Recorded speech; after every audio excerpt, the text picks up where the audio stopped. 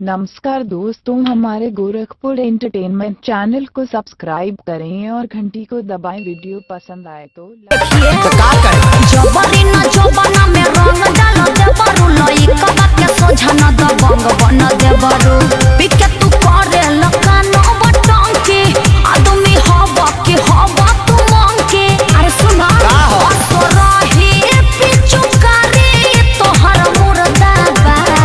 ई uncle don't touch my mother. अरे हट हट हट तोरा माई के लगावे दे। भतीजवा के माई जिंदाबाद जिंदाबाद जिंदाबाद भतीजवा के मौसी जिंदाबाद जिंदाबाद जिंदाबाद। भगवा की ना तू लो ना भतीजा तोर माहियो जिंदाबाद तोर मौसियो जिंदाबाद भतीजा तोर माईयो जिंदाबाद ना मनवा मौसियो जिंदाबाद। अरे कहती है कि भरी फागुन राखस हमके याद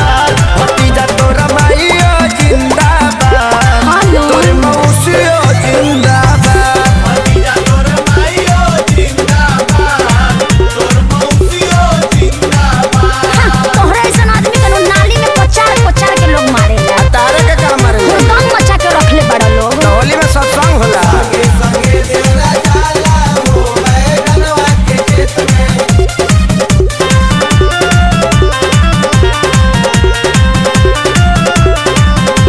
होली खेल कर न तू गंदा करता हो झूठो चिल्लालो ना हो मुखिया के चुनाव हो चुनाव चिन्ह इतना निमन कहा के रखले बा बटन दबाओ देवर भाऊ चल के हो होलियो चुना एगो डाले दरंग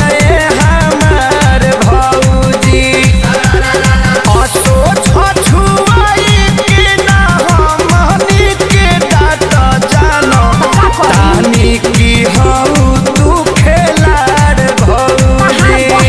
तहरा बहिन के बना जोनी ढेर वो सता करियावा तरुका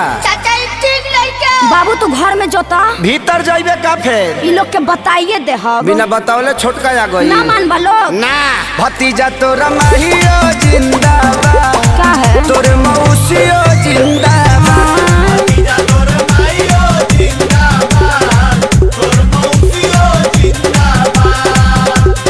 देशर में हो कारे कसे ना हम सोनू भैया के देख के तनी सीख गइल बानी। होली खेले रघुवीरा अवध में होली खेले रघुवीरा। बबुआ के लागता बिगड़बय अखिलेश हो तोहरे संगे बाउर बन गइले बरजेश हो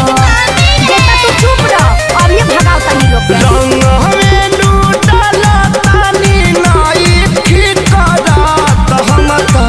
तोहरा से कुछ अपराध भौजी मौका के फायदा तू कैदा से उठाल नइखे हमारा ओरी से कोनो बात भौजी तो पटाली करो जनी टाइम बड़ा आगे लाइन पर रे भतीजा